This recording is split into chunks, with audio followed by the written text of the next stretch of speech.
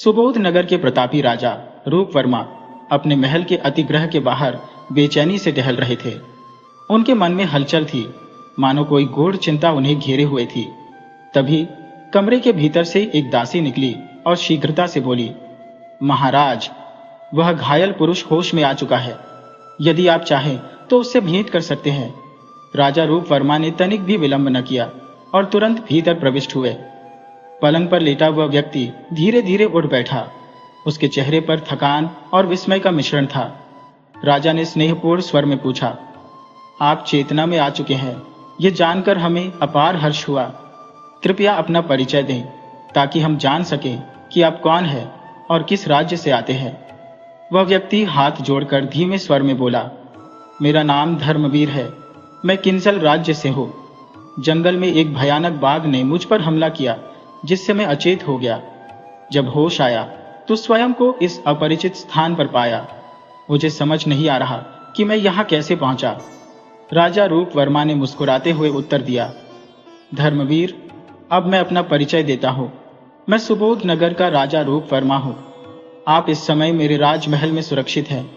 उस दिन मैं भी शिकार के लिए गिरिवन गया था और वहीं मैंने देखा कि एक विशाल बाघ आप पर आक्रमण कर रहा था। बिना एक पल गंवाए मैंने अपनी तलवार निकाली और उस बाघ का संहार कर दिया। इसके बाद मैं आपको अपने महल में ले आया, जहां हमारे राजवैद्य ने आपका उपचार किया। आज पूरे 5 दिन के पश्चात आपको होश आया है। क्या मैं पूरे 5 दिन तक अचेत रहा? हाँ राजन, जब आप होश में नहीं आ रहे थे तो हम गहरी चिंता में डूब गए थे। धर्मवीर ने भावुक होकर कहा, महाराज, आपने मेरी प्राण रक्षा की, इसके लिए मैं हृदय से आपका आभारी हूं। राजा रूप वर्मा ने मुस्कुराते हुए उत्तर दिया, आभार प्रकट कर आप हमें छोटा न करें, यह तो हमारा कर्तव्य था। धर्मवीर की आंखों में कृतज्ञता झलक रही थी। उसने कहा, आज से हम दोनों मित्र हुए और दोनों ने हृदय से एक दूसरे को गले लगा लिया। छठे दिन जब धर्मवीर पूर्णतः स्वस्थ हो गया तो अपने राज्य लौटने से पहले उसने राजा रूप वर्मा से विदा लेते हुए कहा, राजन, यदि कभी भी मेरी आवश्यकता पड़े तो निसंकोच याद कीजिएगा। यदि मैं आपके किसी कार्य आ सका तो यह मेरा परम सौभाग्य होगा। इसके बाद धर्मवीर अपने राज्य किंजल के लिए प्रस्थान कर गया। जब वह अपने महल पहुंचा तो रानी कनक उसे देखकर व्याकुल हो उठी। महाराज, आप कहां चले गए थे? आपकी अनुपस्थिति में मेरे मन में अनेकों आशंकाएं जन्म ले रही थी। क्या आप कुशल से हैं? धर्मवीर ने मुस्कुराकर उत्तर दिया, रानी कनक, यह समझो कि मुझे नया जीवन मिला है और साथ ही एक सच्चा मित्र भी। फिर उसने अपनी पत्नी को विस्तार से सारी घटना सुना दी। समय बीतता गया और इस घटना को 6 माह हो चुके थे। एक दिन राजा धर्मवीर के प्रधानमंत्री भजदेव ने आकर सूचना दी, महाराज, सुना आपने? सुबोध नगर भयंकर अकाल की चपेट में है। क्या? धर्मवीर अचंभित रह गया। हाँ महाराज, फसलें सूख चुकी हैं, पशु मर रहे हैं और लोग अपने घर बार छोड़कर पलायन कर रहे हैं। राजा धर्मवीर गंभीरता से सोच में पड़ गए। कुछ क्षण विचार करने के बाद उन्होंने आदेश दिया, प्रधानमंत्री जी, तत्काल हर प्रकार की सहायता सुबोध नगर भेजी जाए। ध्यान रहे, सुबोध नगर के राजा रूप वर्मा मेरे परम मित्र हैं। एक समय संकट में उन्होंने मेरी सहायता की थी और अब हमारा कर्तव्य है कि हम उनकी सहायता करें। उन्होंने राजा रूप वर्मा के नाम एक पत्र लिखा और दूत को सौंपते हुए कहा, यह पत्र शीघ्र ही सुबोध नगर पहुंचाया जाए। साथ ही घोड़ों व ऊँटों पर खाद्य सामग्री और अन्य आवश्यक वस्तुएं भी भेजी जाए। प्रधानमंत्री ने शीघ्रता से उत्तर दिया, जैसा आप आज्ञा दें महाराज। दूत विशाल खाद्य भंडार के साथ सुबोध नगर के लिए रवाना हुआ। वहां पहुंचकर उसने राजा रूप वर्मा को सारी सामग्री सौंपी और साथ ही राजा धर्मवीर का पत्र भी भेंट किया। पत्र में लिखा था, प्रिय मित्र, राजा रूप वर्मा, आपके राज्य पर अकाल का भयंकर संकट आया और आपने हमें इसकी सूचना तक नहीं दी। क्या आप हमें अपना मित्र नहीं मानते? हमने आपके लिए खाद्य सामग्री और अन्य आवश्यक वस्तुएं भेजी हैं। कृपया इन्हें स्वीकार करें। साथ ही हमारा आग्रह है कि आप अपने परिवार सहित कुछ समय के लिए किंजल पधारें। हमें प्रसन्नता होगी यदि आप हमारा निमंत्रण स्वीकार करें। आपका मित्र राजा धर्मवीर। पत्र पढ़ते ही राजा रूप वर्मा की आंखें नम हो गईं। उन्होंने मन ही मन सोचा, ओह, धर्मवीर का हृदय कितना विशाल है। उसने बिना किसी संकोच के हमारी इतनी सहायता की। हमें उसका निमंत्रण स्वीकार कर लेना चाहिए। उन्होंने तुरंत दूत से कहा, राजा धर्मवीर से कहना कि हम शीघ्र ही किंजल आएंगे। राजा रूप वर्मा ने बिना समय गंवाए दूत द्वारा लाई गई खाद्य सामग्री को अकाल पीड़ितों में वितरित करवा दिया। इसके बाद वे अपनी रानी हीराम के पास पहुंचे और बोले, रानी, हमारे मित्र धर्मवीर का निमंत्रण आया है। हमें इस परिवार उनके यहाँ जाना होगा। रानी हीराम ने प्रसन्न होकर कहा, ठीक है महाराज, मैं तुरंत तैयारी करती हूँ। अगले ही दिन राजा रूप वर्मा अपनी रानी हीराम और पुत्री स्वर्णा के साथ किंजल पहुंचे। वहां राजा धर्मवीर और रानी कनक ने पूरे सम्मान के साथ उनका स्वागत किया। रात्रि के समय जब राजा धर्मवीर अपनी रानी और पुत्र कर्मवीर को लेकर अतिथि गृह पहुंचे, जहां राजा रूप वर्मा को ठहराया गया था, तो दोनों परिवार बैठकर वार्तालाप करने लगे। इस दौरान रानी हीराम की दृष्टि छोटे राजकुमार कर्मवीर पर पड़ी। वह मन ही मन सोचने लगी, राजा धर्मवीर का पुत्र कितना सुंदर और तेजस्वी है। यदि हमारी पुत्री स्वर्णा का विवाह इससे हो जाए तो यह जोड़ी अत्यंत सुंदर लगेगी। जब राजा धर्मवीर चले गए तो रानी हीराम ने राजा रूप वर्मा से कहा, महाराज, यदि आपकी अनुमति हो तो मैं एक बात कहूं। कहो रानी, क्या कहना चाहती हो? रानी हीराम ने मुस्कुराते हुए कहा, महाराज, जब से मैंने राजकुमार कर्मवीर को देखा है तब से मेरे मन में एक विचार चल रहा है। यदि हमारी बेटी राजकुमारी स्वर्णा का विवाह राजकुमार कर्मवीर से हो जाए तो कैसा रहेगा? इससे आपकी और राजा धर्मवीर के बीच की मित्रता और अधिक सुदृढ़ हो जाएगी। राजा रूप वर्मा ने कुछ क्षण विचार किया और फिर बोले, विचार तो अच्छा है महारानी, हम कल ही इस विषय में राजा धर्मवीर से चर्चा करेंगे। अगले दिन जब राजा धर्मवीर और राजा रूप वर्मा मिले तो रूप वर्मा ने कहा, राजा धर्मवीर, हमारी महारानी की एक इच्छा है कि हमारी पुत्री स्वर्णा का विवाह आपके पुत्र कर्मवीर से हो जाए। धर्मवीर अचंभित होकर बोले, राजा रूप वर्मा, यह आप क्या कह रही हैं? अभी तो कर्मवीर और स्वर्णा दोनों ही बच्चे हैं। तो क्या हुआ राजन, हमारे यहाँ बाल विवाह की परंपरा प्राचीन काल से चली आ रही है और फिर अभी केवल विवाह संस्कार ही होगा। विदाई तब होगी जब स्वर्णा 16 वर्ष की हो जाएगी। राजा धर्मवीर कुछ क्षण सोचते रहे और फिर मुस्कुराकर बोले, अच्छा, तब तो मुझे कोई आपत्ति नहीं, बल्कि यह रिश्ता मेरे लिए सौभाग्य की बात होगी। तत्पश्चात राजा रूप वर्मा ने तुरंत अपनी पुत्री स्वर्णा का विवाह राजकुमार कर्मवीर के साथ तय कर दिया। शीघ्र ही शुभ मुहूर्त देखकर बाल विवाह संपन्न कर दिया गया। अब कर्मवीर और स्वर्णा साथ साथ खेलने और घूमने लगे। राजा रूप वर्मा 1 माह तक किंजल में अतिथि बनकर रहे। एक दिन उन्होंने राजा धर्मवीर से कहा, राजा धर्मवीर, हमारे राज्य में अब अकाल का प्रभाव कुछ कम हो गया है। इस कठिन समय में आपने हमारी जिस प्रकार सहायता की वह हम जीवन भर नहीं भूलेंगे। अब हमें विदा दीजिए, हमारी प्रजा हमारी प्रतीक्षा कर रही होगी। धर्मवीर ने भावुक होकर कहा, राजन, आपको विदा करने का मन तो नहीं करता, परंतु आपकी बात भी उचित है। आपकी प्रजा निश्चय ही आपकी राह देख रही होगी, इसलिए हम आपको रोक नहीं सकते। जब राजा रूप वर्मा विदा लेने लगे तो राजा धर्मवीर ने कहा, राजा रूप वर्मा, हमारी बहू स्वर्णा का ध्यान रखना, वह आपकी अमानत के रूप में आपके पास रहेगी। रूप वर्मा ने सम्मान पूर्वक कहा, महाराज, आपका यह आदेश हमारे लिए सर्वोपरि है। इसके बाद राजा रूप वर्मा अपने राज्य सुबोध नगर लौट गए। सुबोध नगर पहुंचते ही उन्होंने अपने धर्मगुरु चंडीदास को बुलवाया और कहा, धर्मगुरु, हमने अपनी पुत्री स्वर्णा का विवाह किंजल के युवराज कर्मवीर से कर दिया है। आप तो भूत, वर्तमान और भविष्य के ज्ञाता है। कृपया बताइए, यह विवाह सुखद होगा या नहीं? धर्मगुरु ने अपनी पोथी खोली और कुछ देर तक गणना करने लगे। फिर उन्होंने गंभीर स्वर में कहा, राजन, आपने यह विवाह शीघ्रता में कर तो दिया, किंतु यह विवाह सफल नहीं होगा। राजा रूप वर्मा हतप्रभ रह गए। क्या कह रहे हैं धर्मगुरु? धर्मगुरु ने शांत स्वर में उत्तर दिया, राजन, यह मेरा कथन नहीं बल्कि ग्रह नक्षत्रों का संकेत है। इस विवाह पर संकट के बादल मंडरा रहे हैं। राजकुमारी स्वर्णा और युवराज कर्मवीर का मिलन असंभव है। यह सुनते ही राजा रूप वर्मा के चेहरे पर चिंता की रेखाएं उभर आई। वे व्याकुल होकर बोले, धर्मगुरु, हमारी केवल एक ही संतान है, हम उसे दुखी कैसे देख सकते हैं? जो होना था वह तो हो चुका। कृपया कोई ऐसा उपाय बताइए जिससे राजकुमारी स्वर्णा और युवराज कर्मवीर का वैवाहिक जीवन सुखपूर्वक व्यतीत हो सके। राजन, इसका एक ही उपाय है। आपने यह विवाह बहुत जल्दबाजी में कर दिया। अब आपको ऐसा करना होगा कि राजा धर्मवीर के साथ अपने सभी संबंध समाप्त कर लीजिए। न तो उनसे कोई संपर्क किया जाएगा और न ही कोई संदेश भेजा जाएगा। जब दोनों बच्चे 16 वर्ष के हो जाएंगे तभी पुनः विवाह किया जाए, तभी यह विवाह सफल होगा। राजा रूप वर्मा चिंतित होकर बोले, धर्मगुरु, यह कैसे संभव होगा?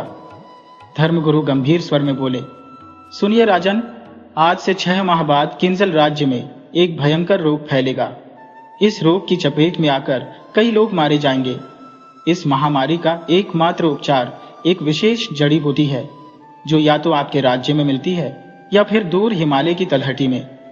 राज्य में रोग फैलने के बाद राजा धर्मवीर आपसे इस जड़ी बूटी की मांग करेंगे, किंतु आपको वह जड़ी बूटी उन्हें नहीं देनी। राजा रूप वर्मा हतप्रभ रह गए। यह आप क्या कह रहे हैं? यदि हमने ऐसा किया तो राजा धर्मवीर हमसे नाराज हो जाएंगे। धर्मगुरु ने गहरी सांस लेते हुए कहा, उनका नाराज होना ही राजकुमारी स्वर्णा और युवराज कर्मवीर के लिए शुभ होगा। जैसे ही आप इनकार करेंगे, राजा धर्मवीर क्रोधित होकर आपसे सभी संबंध समाप्त कर लेंगे।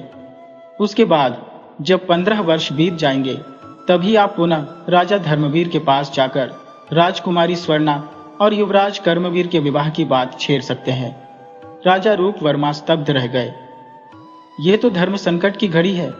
वे गहरे विचारों में डूब गए। धर्मगुरु ने आगे कहा, एक बात और ध्यान रखिए, आने वाले 15 वर्ष स्वर्णा और कर्मवीर के लिए अत्यंत अमंगलकारी है। यदि इस अवधि में भूलवश भी दोनों ने एक दूसरे का मुख देख लिया तो दोनों में से किसी एक की मृत्यु निश्चित है। राजन, राजा धर्मवीर से कोई भी संपर्क नहीं रहना चाहिए, अन्यथा अनर्थ हो जाएगा। राजा रूप वर्मा का मन भारी हो गया। यह कैसी अनहोनी है धर्मगुरु? क्या हमारी बेटी का भाग्य इतना दुर्भाग्यशाली है? धर्मगुरु कोई उत्तर दिए बिना वहां से चले गए। राजा रूप वर्मा अपनी रानी हीराम के पास पहुंचे और सारा घटनाक्रम उन्हें बताया। सब सुनने के बाद रानी ने गहरी सांस लेकर कहा, महाराज, धर्मगुरु जो भी भविष्यवाणी करते हैं वह अवश्य सत्य होती है। अब आप क्या करेंगे? राजा रूप वर्मा दृढ़ता से बोले, रानी, अपनी इकलौती बेटी के सुख के लिए हमें वही करना होगा जो धर्मगुरु ने कहा है। 6 माह बीत गए। किंजल राज्य में परुली नामक भयंकर बीमारी फैलने लगी, जिससे कई लोग असमय मृत्यु को प्राप्त हो गए। ये समाचार प्रधानमंत्री ने राजा धर्मवीर को दिया। महाराज, राज्य में अज्ञात और जानलेवा रोग फैल रहा है। लोग इस बीमारी की चपेट में आकर काल के गाल में समा रहे हैं। राजा धर्मवीर चिंतित होकर बोले, प्रधानमंत्री जी, मेरी समझ में कुछ नहीं आ रहा। राज्य में पहले कभी इस प्रकार की महामारी नहीं फैली थी। हमें तत्काल राजवैद्य से सलाह लेनी होगी। राजा धर्मवीर ने तुरंत राजवैद्य को महल में बुलवाया। राजवैद्य जी, राज्य में एक भयंकर बीमारी फैल रही है। लोग बेमौत मर रहे हैं। क्या आपके पास इसका कोई उपचार है? राजवैद्य ने गंभीरता से उत्तर दिया, महाराज, आप चिंता न करें। मैं अपनी पुस्तकों में देखकर बताता हूं कि इस महामारी के लिए कौन सी औषधि आवश्यक होगी। राजवैद्य ने अपनी पुरानी ग्रंथों का अध्ययन किया और फिर राजा से कहा, महाराज, इस महामारी को रोकने के लिए केवल एक ही औषधि है, काली जय नामक जड़ी बूटी। राजा धर्मवीर अधीर होकर बोले, राजवैद्य जी, यह जड़ी बूटी कहाँ मिलेगी? राजवैद्य ने उत्तर दिया, राजन, यह जड़ी बूटी केवल 2 स्थानों पर मिल सकती है, या तो सुबोध नगर के राजकीय उद्यान में या फिर हिमालय की तलहटी में। राजा धर्मवीर ने चिंतित स्वर में कहा, हिमालय तो यहां से बहुत दूर है। जब तक वहां से जड़ी बूटी मनवाई जाएगी तब तक राज्य में कई और लोग मृत्यु को प्राप्त हो जाएंगे। सुबोध नगर के राजा हमारे मित्र हैं, हम उन्हीं से इस जड़ी बूटी की मांग करेंगे। राजा धर्मवीर ने तुरंत राजा रूप वर्मा के नाम एक पत्र लिखा और उसे दूत को सौंपते हुए कहा, शीघ्र ही सुबोध नगर जाओ और यह पत्र राजा रूप वर्मा तक पहुंचा दो। जो आज्ञा, महाराज। दूत ने सिर झुकाया और पत्र लेकर सुबोध नगर की ओर रवाना हुआ। राजा रूप वर्मा के दरबार में पहुंचकर दूत ने नतमस्तक होते हुए कहा, महाराज की जय हो, हमारे महाराज धर्मवीर ने आपके लिए यह पत्र भेजा है। राजा रूप वर्मा ने दूत से पत्र लिया और मन ही मन सोचने लगे, ओह, परीक्षा की घड़ी आ ही गई। निश्चय ही राजा धर्मवीर ने जड़ी बूटी की मांग की होगी। क्या करूं, इस दूत को क्या उत्तर दूं? रूप वर्मा के मन में उथल पुथल मच गई। उन्होंने सोचा, अपनी बेटी के मंगल हेतु मुझे कठोर हृदय कर जड़ी बूटी देने से मना करना होगा। यही उचित रहेगा हमारे और राजा धर्मवीर के लिए भी। उन्होंने पत्र खोला और पढ़ना आरंभ किया। राजा रूप वर्मा जी, हमारे राज्य में भयंकर महामारी फैली हुई है। इस महामारी को रोकने के लिए हमें काली जय नामक जड़ी बूटी की आवश्यकता है, जो आपके राजकीय उद्यान में उपलब्ध है। कृपया हमारे दूत को यह जड़ी बूटी सौंप दे। मैं आपका सदा आभारी रहूंगा। आपका मित्र। राजा धर्मवीर। पत्र पढ़ने के पश्चात राजा रूप वर्मा ने गंभीर स्वर में कहा, दूत, इस पत्र के उत्तर में हम तुम्हें एक पत्र लिखकर देंगे। इसे लेकर तुम किंजल पहुंच कर महाराज धर्मवीर को दे देना। जो आज्ञा महाराज, दूत ने उत्तर दिया। राजा रूप वर्मा ने तत्काल एक पत्र लिखा और दूत को सौंप दिया। पत्र लेकर दूत उसी समय किंजल पहुंच गया और राजा धर्मवीर के समक्ष प्रस्तुत होकर पत्र सौंप दिया। राजा धर्मवीर ने दूत से पूछा, क्या तुम सुबोध नगर से काली जाई जड़ी बूटी ले आए? दूत ने सिर झुकाकर उत्तर दिया, नहीं महाराज, राजा रूप वर्मा ने आपके पत्र के उत्तर में यह पत्र भेजा है। मैं उसे ही लेकर लौटा हूं। धर्मवीर ने पत्र लिया और पढ़ना आरंभ किया। राजा धर्मवीर, माना कि आप हमारे पुराने मित्र हैं, किंतु इस नाते आपने यह कैसे सोच किया कि मैं अपने खानदानी वृक्ष से वह जड़ी बूटी तोड़कर आपको दे दूंगा? मैं वह जड़ी बूटी किसी भी परिस्थिति में आपको नहीं दे सकता। पत्र पढ़ते ही राजा धर्मवीर के तन बदन में आग लग गई। मेरा इतना अपमान! मैंने कभी स्वप्न में भी नहीं सोचा था कि मित्रता का दम भरने वाला रूप वर्मा इस प्रकार आंखें दिखाएगा। क्या उसे लगता है कि जड़ी बूटी केवल उसी के उद्यान में मिलती है? हम अपने सैनिकों को भेजकर हिमालय की तलहटी से वह जड़ी बूटी मंगवा लेंगे। उन्होंने क्रोध में सैनिकों को बुलाकर आदेश दिया, हिमालय की तलहटी से काली जय जड़ी बूटी लेकर आओ। जो आज्ञा महाराज। सैनिकों ने सिर झुकाया और तुरंत ही प्रस्थान कर गए। इसके बाद राजा धर्मवीर क्रोध से भरे हुए अपनी रानी कनक के पास पहुंचे। रानी कनक ने उनके मुख पर चिंता की रेखाएं देखी और पूछा, महाराज, आप अत्यंत क्रोधित प्रतीत हो रहे हैं, क्या बात है? राजा धर्मवीर ने क्रोध में कहा, आज राजा रूप वर्मा ने हमारे मुंह पर करारा तमाचा मारा है। उसकी इस नीचता पर मुझे अत्यंत क्रोध आ रहा है।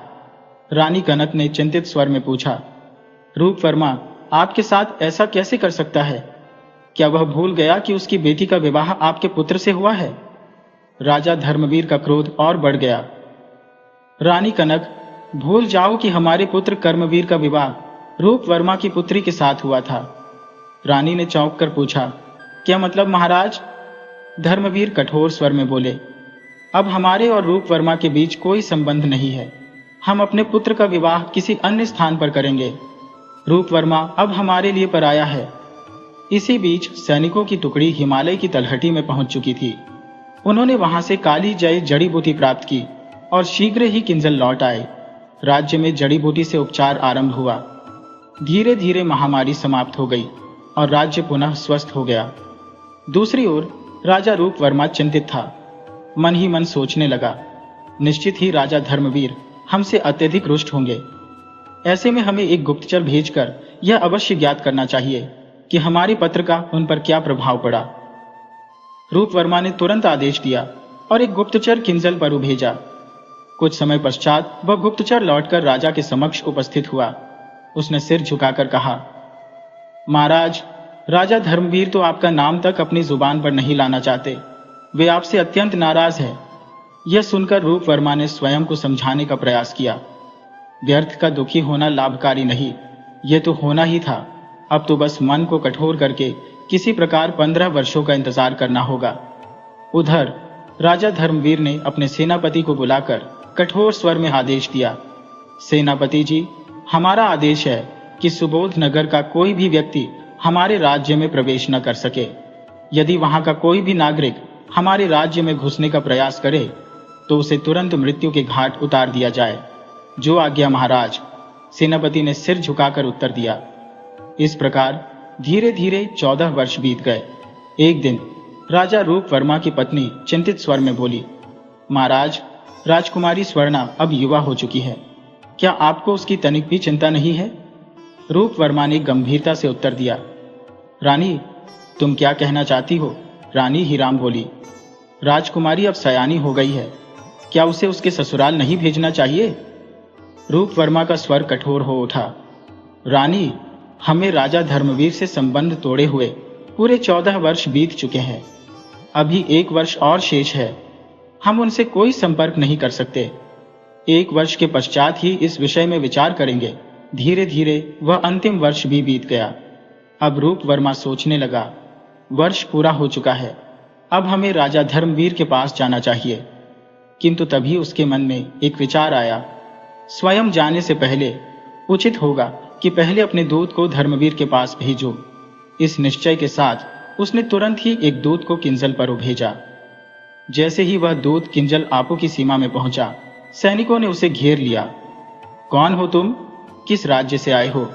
दूत ने गर्वपूर्वक उत्तर दिया, मैं राजा रूप वर्मा का दूत हूं, मुझे राजा धर्मवीर से मिलने दिया जाए। ये सुनते ही सैनिक क्रोधित हो उठे। उनकी आंखों में आग सी जल उठी। क्या कहा? तुम राजा रूप वर्मा के दूत हो? तुम्हारी यह हिम्मत कि हमारे राज्य में प्रवेश करने का दुस्साहस करो? हम तुम्हें जीवित नहीं छोड़ेंगे। महाराज का स्पष्ट आदेश है। क्षण भर भी विलंब किए बिना सैनिकों ने अपनी तलवारें निकाली और एक ही वार में दूत का जीवन समाप्त कर दिया। इधर जब कई दिनों तक दूत वापस नहीं आया तो रूप वर्मा चिंता में डूब गया। निश्चित ही हमारे दूत को किंजल आपू में मौत के घाट उतार दिया गया होगा, उसने सोचा। अभी वह विचारों में ही था कि एक सैनिक भीतर आया और बोला, महाराज, दूर देश से एक घोड़ों का व्यापारी आया है जिसका नाम हशमत खान है। वह आपसे मिलना चाहता है। कुछ ही क्षणों बाद हशमत खान दरबार में उपस्थित हुआ। रूप वर्मा ने पूछा, हशमत खान, किन राज्यों का दौरा करके आ रहे हो? महाराज, मैं जमालपुर, रदरपुर और किंजल आपू में अपने घोड़े बेचकर सीधा आपके पास आया हूं। क्या कहा? तुम किंजल आपू से होकर आए हो? हाँ महाराज, राजा धर्मवीर हमारे पुराने ग्राहक हैं, हशमत खान ने उत्तर दिया। रूप वर्मा तुरंत सतर्क हो गया। ये तो राजा धर्मवीर से मिलकर आया है, इससे वहां का हालचाल और युवराज कर्मवीर के विषय में पूछना चाहिए। उसने पूछा, हशमत खान, राजा धर्मवीर कैसे हैं? युवराज कर्मवीर के बारे में कुछ जानते हो? क्यों नहीं महाराज, राजा धर्मवीर बिल्कुल कुशल है और अपने राज्य का संचालन कर रहे हैं। युवराज कर्मवीर भी अब युवा हो चुके हैं और राजा धर्मवीर उनके विवाह के लिए योग्य कन्या की खोज कर रहे हैं। क्या कहा? युवराज कर्मवीर के लिए रिश्ता ढूंढा जा रहा है? रूप वर्मा चौंक गया। परंतु उनका विवाह तो हमारी पुत्री स्वर्णा से हो चुका है। स्वर्णा तो यहाँ है, फिर वे दूसरा विवाह क्यों करना चाहते हैं? महाराज, मैं सच कहता हूँ, युवराज कर्मवीर के लिए कई राज्यों से कन्याओं के रिश्ते आ रहे हैं। रूप वर्मा गंभीर हो गया। उसने हशमत खान से कहा, अभी हमारी तबीयत ठीक नहीं है, हम तुमसे बाद में बात करेंगे। हशमत खान के जाने के बाद रूप वर्मा विचारों में डूब गया। अब हमें देर नहीं करनी चाहिए, स्वयं राजा धर्मवीर से मिलने के लिए जाना होगा। उधर राजकुमारी स्वर्णा भी व्याकुल थी। क्या मेरे पति ने मुझे भुला दिया? क्या युवराज कर्मवीर हमारी बचपन की शादी को भूल चुके हैं? यह सोचकर वह उदास रहने लगी और प्रायः रो पड़ती थी। इसी समय रूप वर्मा उसके कक्ष में पहुंचा। बेटी, तुम क्यों रो रही हो? स्वर्णा ने सिर झुका लिया। रूप वर्मा ने स्नेहपूर्वक कहा, मैं तुम्हारे दुख को समझता हूं, चिंता मत करो, मैं आज ही किंजल आपू जा रहा हूं। बहुत जल्द युवराज कर्मवीर स्वयं आकर तुम्हें विदा कराकर ले जाएंगे। पिता की बात सुनकर स्वर्णा के चेहरे पर खुशी की चमक आ गई। इसके बाद रूप वर्मा अपनी रानी हीराम के पास गया। रानी, मैं आज ही किंजल आपू जा रहा हूं। रानी व्यथित हो उठी। महाराज, सुना है कि युवराज कर्मवीर के लिए रिश्ते खोजे जा रहे हैं। हमारी बेटी स्वर्णा का क्या होगा? यही बात राजा धर्मवीर से करनी है। मेरा किंजल आपू जाना आवश्यक है। तो जाइए महाराज, इसमें अब विलंब नहीं होना चाहिए। रूप वर्मा ने तुरंत ही बंजारे का वेश धारण किया, सारंगी हाथ में ली और किंजल आपू की ओर निकल पड़ा। इधर रानी हीराम ने देवी देवताओं से प्रार्थना की, हे भगवान, मेरे स्वामी की रक्षा करना। किंजल आपू के राजा धर्मवीर हमसे रुष्ट है, न जाने वे महाराज के साथ कैसा व्यवहार करेंगे। कई दिनों की यात्रा के बाद रूपवर्मा किंजल आपू की सीमा पर पहुंचा। सैनिकों ने उसे रोक लिया। कौन हो तुम? कहां से आए हो? कहां जाना है? रूपवर्मा सोचने लगा, यदि इन्हें सच बता दिया तो राजा धर्मवीर के पास पहुंचने से पहले ही ये लोग मेरा अंत कर देंगे। उसने हाथ जोड़ते हुए कहा, भाइयों, मैं तो एक बंजारा हूं, हमारा कोई ठिकाना नहीं, बहुत दूर से आया हो, घूम फिर कर गा बजाकर जीवन यापन करता हो। राजा धर्मवीर की बड़ी प्रशंसा सुनी है, इसलिए उनसे मिलने आया हो।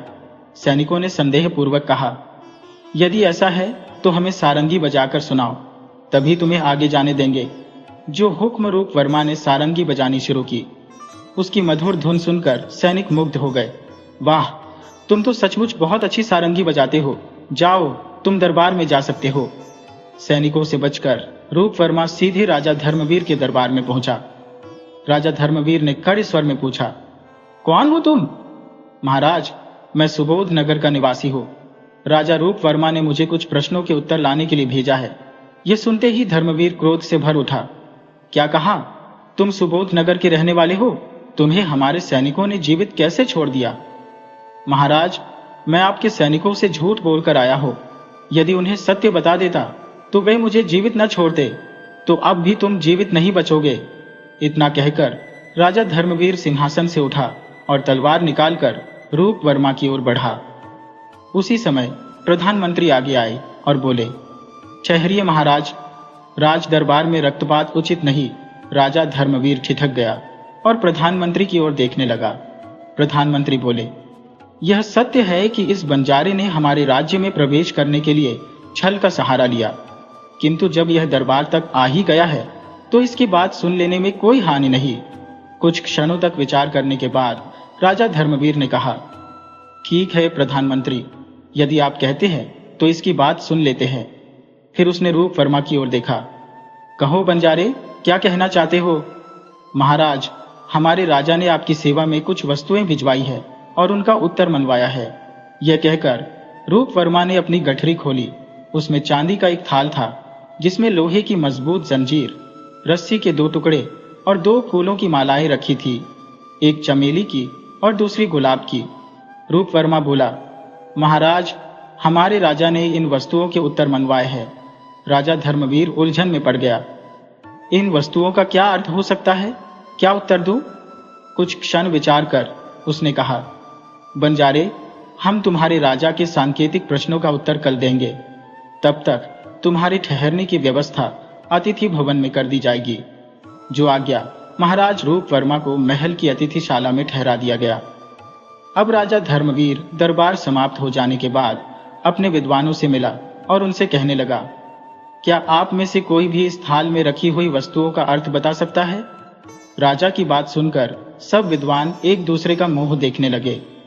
यह देखकर राजा ने कहा, बड़े अफसोस की बात है कि हमारे राज्य में एक भी विद्वान ऐसा नहीं जो इन वस्तुओं का अर्थ बता सके। यह कहकर धर्मवीर उस कमरे से निकल गया। वह चिंतित सा अपने कमरे में आ पहुंचा, जहां रानी ने उससे कहा, क्या बात है महाराज, आप कुछ परेशान से हैं? रानी, आज राजा रूपवर्मा ने अपना दूत हमारे पास भेजा है। उसने हमसे कुछ विचित्र प्रश्न पूछे हैं। उसके प्रश्नों के उत्तर हमें नहीं पता चल रहे। इसी बात से हम परेशान हैं कि कल दूत को क्या जवाब देंगे। तभी युवराज कर्मवीर कमरे में प्रवेश करता है। माता पिता को उदास देखकर वह चौंक गया और कहने लगा, क्या बात है, आप दोनों इस प्रकार गुमसुम क्यों बैठे हुए हैं? बेटा, बात ही ऐसी है। राजा धर्मवीर ने थाल में रखी हुई वस्तुओं के बारे में उसे बताया और फिर कहने लगा, यदि थाल में रखी हुई वस्तुओं का सही मतलब हम कल दरबार में नहीं बता पाए तो सुबोध नगर के सामने किंजल आपू राज्य की बड़ी ही बेइज्जती हो जाएगी। साथ ही साथ दरबार में हमारा अपमान भी होगा। ये सुनकर कर्मवीर सोच में पड़ गया और फिर कहने लगा, पिताजी महाराज, आप बिल्कुल भी फिक्र मत कीजिए। मैं थाल में रखी हुई वस्तुओं का मतलब समझ गया हूं। कल दरबार में मैं उसके प्रश्नों का उत्तर दूंगा। तुमने क्या उत्तर सोचा है पुत्र? पिताजी, आप मुझ पर भरोसा रखिए। बस आप दरबार में यह घोषणा करवा दीजिए कि दूत के प्रश्नों का उत्तर कर्मवीर देना चाहता है।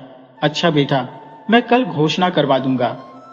दूसरे दिन जब दरबार लगा तो बंजारे रूप वर्मा ने धर्मवीर से कहा, महाराज, थाल में रखी हुई वस्तुओं का आपने क्या उत्तर सोचा?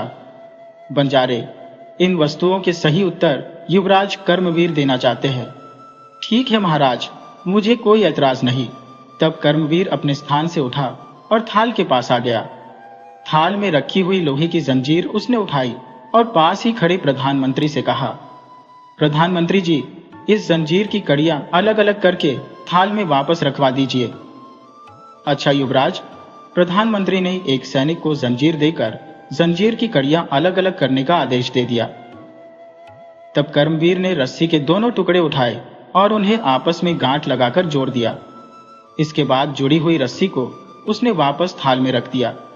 फिर उसने चमेली के फूलों की माला के पास गुलाब के फूलों की माला रख दी। तभी सैनिक जंजीर की कड़ियां अलग अलग करके ले आया।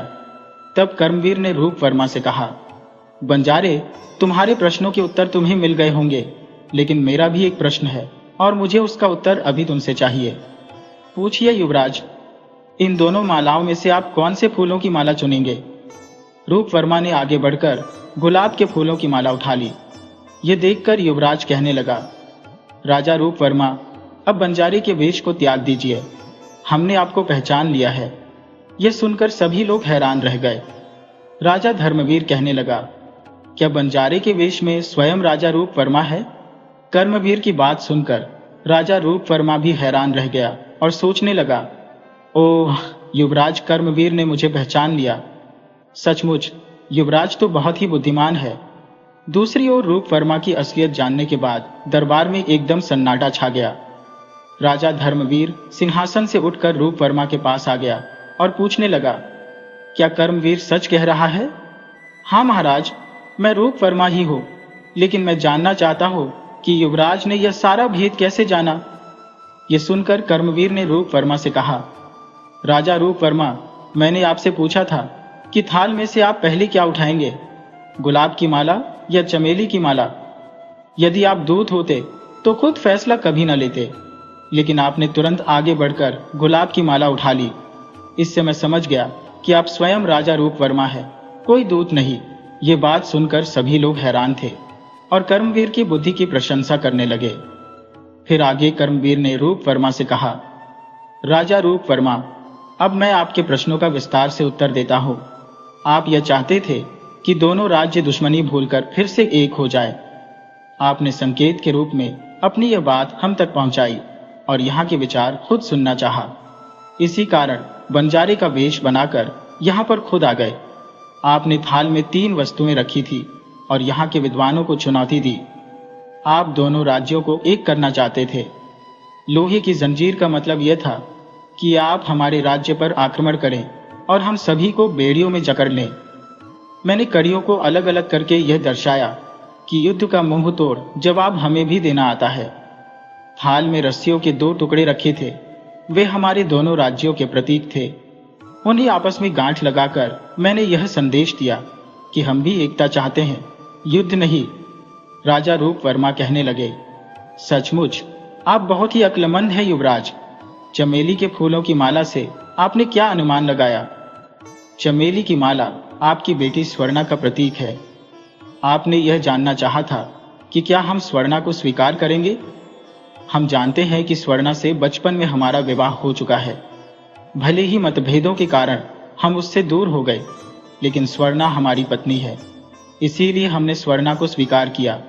प्रतीक के रूप में मैंने गुलाब की माला चमेली की माला के पास रख दी। ओ युवराज, आपके इस उत्तर ने तो हमारी झोली में अनगिनत खुशियां डाल दी। धर्मवीर, जो अब तक चुप थे, उन्होंने रूप वर्मा से कहा, राजा रूप वर्मा, अब हमें आप यह बताइए कि 15 साल पहले आपने हमारे दूत को बिना जड़ी बूटियां दिए खाली हाथ क्यों लौटा दिया था, और 15 वर्षों तक न आपने हमसे कोई संपर्क किया और हमारे रिश्ते को भी तोड़ दिया। आज 15 वर्षों के बाद पुनः उस रिश्ते को जोड़ने आए हैं, ऐसा क्यों? राजा धर्मवीर, आज मैं आपको सारी बात विस्तार से बताऊंगा। सारी बात जानने के बाद मुझे आशा है कि आपका क्रोध दूर हो जाएगा। कुछ देर बाद राजा रूप वर्मा एक एकांत कमरे में गए, जहां पर राजा धर्मवीर उनके सामने बैठे थे। राजा रूप वर्मा बताने लगे, राजा धर्मवीर जी, 15 वर्ष पहले जब राजकुमारी स्वर्णा का विवाह युवराज कर्मवीर के साथ करके मैं वापस सुबोध नगर लौटा, तो हमारे धर्मगुरु चंडीदास ने मुझे बताया कि यह विवाह सफल नहीं हो पाएगा। हाँ राजन, हमारे धर्मगुरु जो भी बताते हैं वह हमेशा सच होता है। उन्हीं के कहने पर मैंने 15 वर्षों तक आपसे कोई संपर्क नहीं किया। आपको नाराज करने के लिए मैंने आपके दूध को जड़ी बूटियां नहीं दी थी। इसके बाद रूप वर्मा ने सारी बात विस्तार से राजा धर्मवीर को बता दी।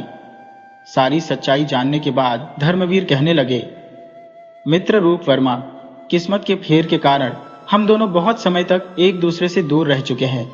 आओ हम फिर से गले लग जाएं। तब रूप वर्मा उठकर राजा धर्मवीर के गले लग गए।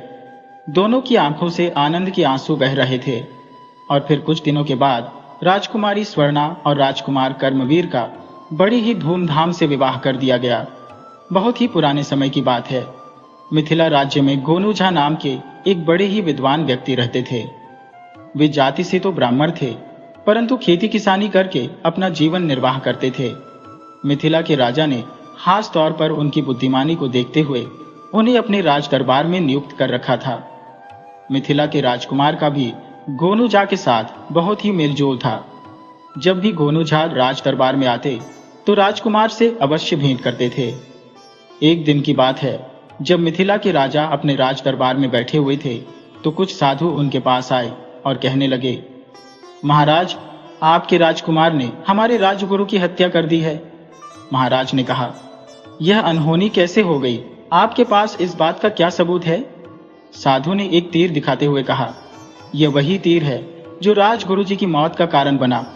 राजा ने कहा, तीर किसी और का भी हो सकता है। अवश्य हो सकता है महाराज, परंतु राजकुमार के तीर पर अपना अलग एक शाही निशान होता है। ये बात सभी जानते हैं। तो ठीक है ऋषिवर, आप हमें तीर को दिखाइए। राजा ने तीर को अपने हाथ में लिया और बड़े ही ध्यान से उसे देखने लगे। तीर को देखते हुए राजा ने कहा, हाँ, तीर तो राजकुमार का ही है।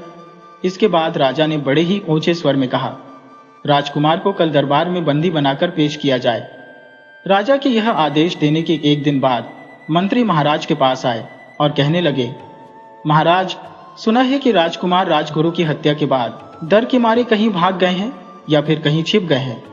महाराज ने कहा, सारे राज्य में यह घोषणा करवा दीजिए कि राजकुमार जहां पर भी हो 7 दिन के अंदर दरबार में हाजिर हो जाए। जो कोई राजकुमार का पता बताएगा उसे 500 स्वर्ण मुद्राएं इनाम में दी जाएंगी। दूसरी तरफ गोनू झा को भी इस बारे में जानकारी मिल चुकी थी। उसी दिन जब वह अपने घर पर थे तो उनके घर पर एक युवती ने प्रवेश किया और गोनू झा से कहने लगी, गोनू झा जी, महाराज ने राजकुमार को पकड़वाने का ऐलान किया है। हाँ, मैं इस बारे में जानता हूँ, परंतु तुम कौन हो और क्या चाहती हो? मैं कौन हूँ यह मैं आपको बाद में बताऊंगी, परंतु इस समय आवश्यक यह है कि मैं राजकुमार के बारे में आपको बताऊं। आप तो जानते ही हैं कि राजकुमार पर राजगुरु की हत्या का आरोप है और ऐसा लगता है कि महाराज उन्हें मृत्यु दंड देंगे। बेटी, वह सब तो ठीक है, परंतु तुम क्या चाहती हो और राजकुमार के लिए तुम इतनी परेशान क्यों हो? क्योंकि मैं जानती हूं कि राजकुमार बेगुनाह है। वह कैसे? क्योंकि राजकुमार वहां शिकार खेलने नहीं बल्कि मुझसे मिलने के लिए आते थे। हो सकता है उस दिन उन्होंने शिकार खेला हो। नहीं, ऐसा वह भूलकर भी कभी नहीं कर सकते, क्योंकि वह जानते थे कि मुझे पशु पक्षियों से बहुत प्यार है। इसीलिए राजकुमार ने जंगल में शिकार खेलना बिल्कुल बंद कर दिया था। लेकिन इसमें मैं क्या कर सकता हूं बेटी? गोनू झा जी, जैसा मैं आपको कहती हूं, अगर आप वैसा ही करें तो हम राजकुमार को जरूर बेगुनाह साबित कर सकते हैं।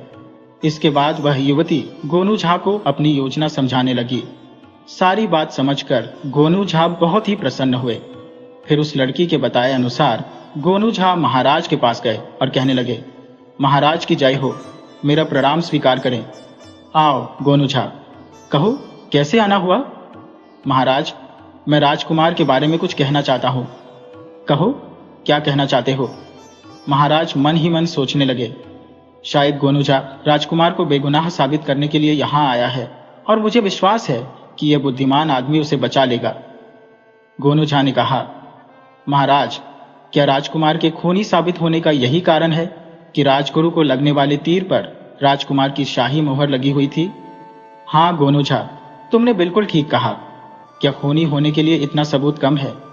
महाराज, राजकुमार कहाँ है ये मैं आपको बता सकता हूँ। जल्दी बताओ गोनू झा, हम उसे अभी गिरफ्तार करने के लिए सिपाही भेजते हैं। गोनू झा ने पास ही खड़े एक सिपाही को बुलाकर कहा। सिपाही सुनो, राजकुमार मेरे घर पर छिपे हुए हैं, तुम उन्हें पकड़ कर ले आओ। जी हुजूर, ऐसा ही होगा। जैसे ही वह सिपाही जाने लगता है तो गोनू झा उससे कहता है, अरे सिपाही सुनो, अपना ये भाला मुझे देते जाओ। सिपाही ने अपना भाला गोनू झा को दे दिया और उस सिपाही के जाते ही गोनू झा ने पास ही खड़े एक दूसरे सिपाही की कनपटी पर वह भाला दे मारा। अचानक हुए इस हमले के कारण वह सिपाही अपने आप को संभाल न सका और वहीं पर बेहोश होकर गिर गया। वहां पर खड़े सभी लोग आश्चर्यचकित रह गए।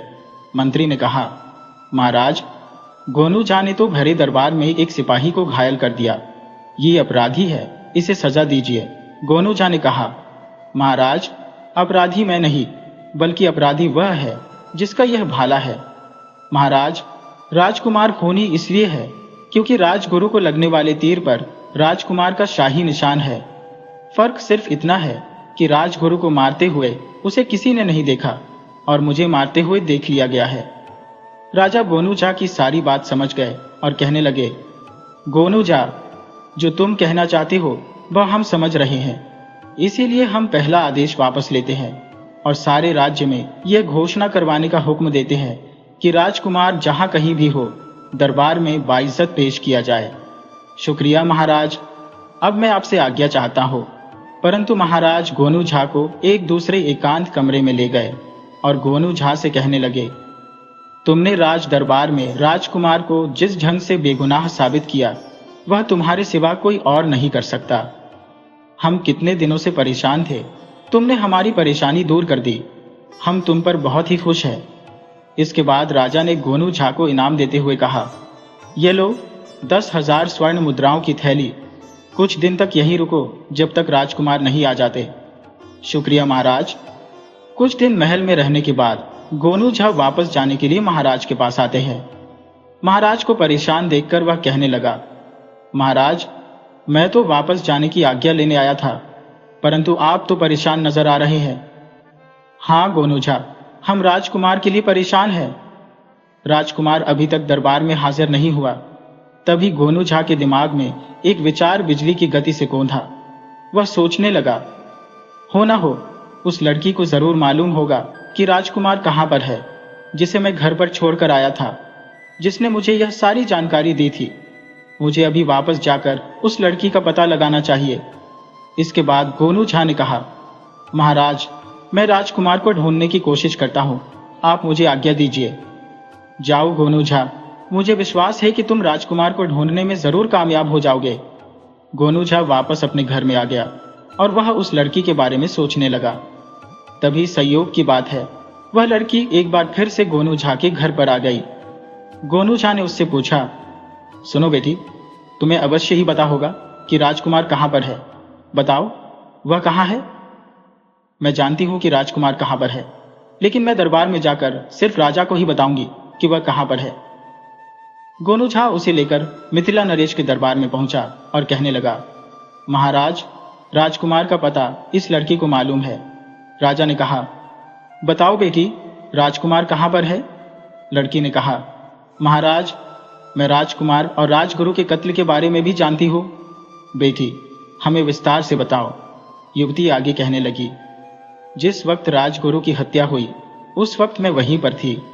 राजकुमार शिकार खेलने के लिए जंगल में जा रहे थे। कीमती आभूषण ज्यादा पहनने के कारण रास्ते में उनको डाकुओं ने घेर लिया।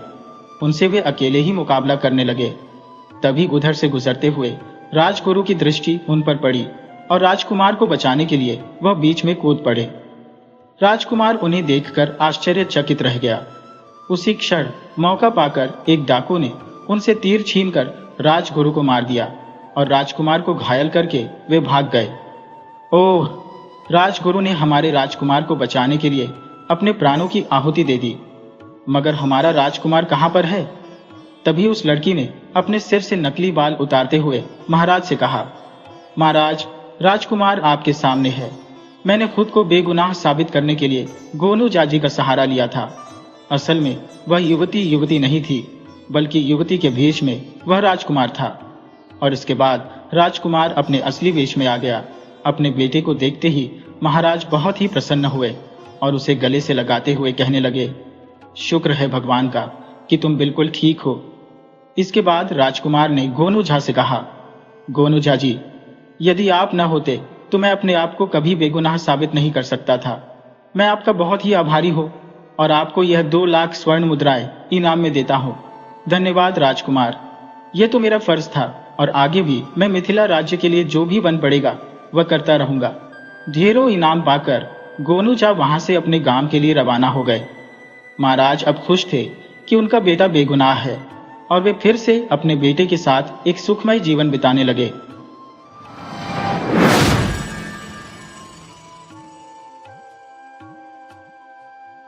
एक बार की बात है, ताजुम नामक एक व्यक्ति के जीवन में एक अद्भुत साल आया। वह साल उसके लिए बेहद भाग्यशाली साबित हुआ, क्योंकि उसकी 5 पत्नियों ने एक साथ थोड़े थोड़े समय के अंतराल पर 5 प्यारे पुत्रों को जन्म दिया। पिता ने उन बच्चों के नाम रखे टापो, तालो, एप्पा, खोदा और तातो। ताजुम अक्सर कहा करते थे, बच्चों के रोने की आवाज एक खूबसूरत संगीत है। जिस घर में बच्चों की किलकारी नहीं गूंजती, वहां भूतों का बसेरा होता है और बीमारियां अपना डेरा जमाती हैं। जब बच्चे रोते तो माताएं उन्हें चुप कराने के लिए जोर जोर से चिल्लाती। बच्चे पहले तो डर जाते, समझ नहीं पाते कि यह प्यार की भाषा है या डराने की, लेकिन फिर शायद कुछ सोचकर वे सो जाते। ताजुम उन माताओं को देखकर हंसते और कहते, अरे बेवकूफ औरत, तुम्हें बच्चों को चुप कराना भी नहीं आता, कब सीखोगी तुम? उनके रोने की आवाज से तुम्हारी आवाज और तेज होनी चाहिए। फिर माताएं जोर जोर से गाने लगती। कभी कभी बाहर से आने वाले लोग सोचते कि शायद कुछ अशुभ हुआ है, क्योंकि ये औरतें इतनी जोर से रो रही हैं। लेकिन बस्ती की सभी औरतें ऐसा ही करती थी, इसलिए उनके लिए यह एक लोरी बन गई थी। इस तरह ताजुम के घर में बच्चों की किलकारी और माताओं के गाने की आवाजें मिलकर एक अनोखी धुन बनाती थी, जो उस बस्ती की पहचान बन गई। समय के साथ बच्चे बड़े होने लगे। उनका घर, जो बांस, लकड़ी और घास फूस से बना था, ऐसा लगता था जैसे किसी ट्रेन का लंबा डिब्बा हो। एक ही लंबा घर था, लेकिन उसमें सभी पत्नियों के लिए अलग अलग चूल्हे थे। बच्चों के लिए तो यह एक अद्भुत दुनिया थी, जहां इतनी सारी माताएं थी जो उन्हें प्यार करती थी। अगर एक मां ने खाना नहीं दिया तो दूसरी ने खुशी खुशी खिला दिया। अगर एक ने डांटा तो दूसरी ने प्यार से गले लगा लिया। पिता रात को पहली पत्नी के साथ होते, लेकिन सुबह दूसरी, तीसरी या चौथी के साथ नजर आते। बच्चे चौंक जाते और आंखें मीचकर उन्हें देखने लगते। बड़ा लड़का खोदा अब और नहीं रुक सका। उसने भी अपने पिता का अनुसरण करना शुरू कर दिया और हर रात अलग अलग माताओं के साथ सोने लगा। उसकी मां ने चुटकी लेते हुए कहा, देखो इस लड़के को क्या हो गया है, अपने पिता के पीछे पीछे चलने लगा है। नन्ही खोदा ने भोलेपन से जवाब दिया, पिताजी से तो कुछ नहीं कहती, सिर्फ मुझे डांटती हो। घर में ठहाकों की गूंज सुनाई देने लगी, लेकिन खोदा को समझ नहीं आया कि क्या हो रहा है। अपमानित होकर उसने जोर से रोना शुरू कर दिया, जैसे किसी ने अचानक सन्नाटा बिखेर दिया हो। सभी उसकी ओर प्रश्न सूचक नजरों से देखने लगे। बस करो, जब देखो हंसती रहती हो। बेटी नहीं, बेटा है मेरा, मेरा वंश आगे बढ़ाएगा ये। ताजुम ने बेटे को गोद में उठाते हुए कहा। रूखे बिखरे बाल और छोटी छोटी उत्सुकता से भरी आंखें पिताजी की ओर उठ गईं, जो आग जलाने की कोशिश कर रही थी। उसने सोचा, मैं तो मरने के बाद तितली बनकर जंगल जंगल, पहाड़ पहाड़ उड़ती फिरूंगी। ये थी ऐपा की दीदी आमी, जो समय से पहले ही परिपक्व हो गई थी। एक दिन तापो और ऐपा ने खेल खेल में तातो को एक हल्की सी चपत लगा दी। तातो, जो हमेशा की तरह मस्ती में था, अचानक अपने पुराने अंदाज में हे करके रोने लगा। उसकी मां ने यह देखकर तापो और ऐपा को एक एक चपत लगा दी। अब तो घर में बच्चों के रोने की आवाज से कोहराम मच गया। औरतें एक दूसरे के बाल खींचने और नोचने लगी और उनके चिल्लाने की आवाज ने बच्चों को मैदान छोड़ने पर मजबूर कर दिया। जैसे ही कोई आता, छोटी चिड़िया की तरह धान चुगने वाली चिड़िया कुर्र करके उड़ जाती, वैसे ही बच्चे भी वहां से तेजी से भाग खड़े हुए। पिताजी ने झगड़े का कारण देख लिया था और अब उनकी खैर नहीं थी। इस बीच ताजुम प्रवेश द्वार के सामने बड़ी पत्नी के चूल्हे पर बैठा हुआ था और बांस का बना हुआ हुक्का खींच खींच कर पी रहा था। बच्चों को भागते देख उसने हुक्का मुंह से हटाया और धुआं छोड़ते हुए दाएं हाथ से दीवार पर टंगा अपना दांव उतारा। एक बार फिर उसने हुक्का जोर से खींचा और धुआं पहले से भी जोर से छोड़ा। फिर उसकी आंखों में एक रहस्यमय मुस्कान छा गई। उसने दांव हाथ में लिया और उसे एक विचित्र अंदाज में लहराते हुए नाचने और गाने लगा। इस तरह उस दिन का माहौल एक अद्भुत नाटक में बदल गया, जहां हर कोई अपनी अपनी भूमिका निभा रहा था। आदि पिता तानी की असंख्य पत्नियों में भी इतना झगड़ा नहीं हुआ। रेत सा फैले उनके वंशों में भी इतना शोर नहीं मचा। फिर यह क्या हुआ? हाँ हाँ बताओ क्या हुआ? हाँ हाँ कहो कहो कहो। मेरे दाव की धार से तेज तुम्हारी जुबान, हवा से भी चंचल तुम्हारा मन। कहो कहो कहो न प्रिय पत्नी, ये कौन सी दुनिया तुमने रचा ली? हाँ हाँ कह भी दो मुझसे। ताजुम का वह नृत्य बड़ा भयानक था। उसकी चाल में एक अजीब सा आकर्षण था। दाहिने पांव को उठाकर कुछ इस तरह से पीछे की ओर मोड़ता कि लगता था जैसे उसका शरीर अब मोड़ने को है, परंतु फिर बाएं पैर को वैसे ही उठाते हुए दोनों हाथों को ऊपर उठाकर दाम को लहराने लगता। औरतें सहम गईं। उनको पता था इसके बाद क्या होता है। उनकी रगों में खून ने भी दौड़ना बंद कर दिया था। वे गिरती पड़ती एक दूसरे को धक्का देती जान बचाकर भागने लगी। याजो जरा कमजोर थी, किसी के पांवों तले आ गई और माता सूर्य को भी पुकारने का मौका नहीं मिला कि सब उसे छोड़कर भाग गई। ताजुम के नृत्य में और अधिक भयानकता आती जा रही थी। गाने में उसका उत्साह बढ़ता जा रहा था। बांस का बना घर ताजुम के नृत्य में जैसे वाद्य यंत्र का काम कर रहा था। खूब छान छान की आवाज निकल रही थी। अभी सुबह ही बच्चों के चलने से जो आवाज प्यारी लग रही थी, वही पलक झपकते भयानक संगीत में तब्दील हो गई। याजुम लगभग रेंगती हुई मुर्गी घर में पहुंची कि अंडे सेती मुर्गी को अपनी ही मालकिन दुश्मन नजर आने लगी और उसने याजुम पर ताबड़तोड़ आक्रमण कर दिया। बेचारी भली औरत चिल्लाती हुई नीचे ढलान पर से लुढ़कती हुई मकई वाले बागान में पहुंच गई। इधर बाकी औरतें घर से कुछ दूरी पर की झाड़ियों में सब की सब एक साथ छुप गईं। वे कान लगाकर पति की आवाज को सुनने लगी। वे अपने हृदय को भी धड़कने से रोकना चाहती थी। कौन जाने कब ताजुम उसकी धक धक को सुन ले। कुत्तों को क्या हो गया था उस दिन कि अपने ही अन्नदाताओं पर अलग अलग आवाजों में भौंक रहे थे। सुअरों को भी शायद लगा हो कि आज उनकी मालकिनें झाड़ियों में ही रसीला भोजन खिलाएंगी। सच तो माता सूर्य ही जानती है। वे शीशी कहकर उन्हें भगाने की जितनी कोशिश करती, वे फिर उन्हीं के पास वापस लौट कर आते। तीसरी वाली ने सामने पड़ी लकड़ी उठाई। हवा की गति से वे जिद्दी पशु भाग खड़े हुए। ताजुम ने बहुत जोर से हो की आवाज निकाली तो उन्होंने अनायास एक दूसरे के हाथों को जोर से थाम लिया। बिना कुछ कहे वे एक दूसरे की संबल बन गई। उन्हें उस वक्त ऐपा की मां की याद आई। जब वह जिंदा थी तब सबके लिए ताजुम से लड़ती थी। अब बेचारे बिन मां के बच्चे ने जरा सी तातों को चपत क्या लगा दी कि सब लड़ पड़ी। यही सोचकर कुछ की आंखों में आंसू छलक आए। कुछ समय बाद ताजुम चुप हो गया।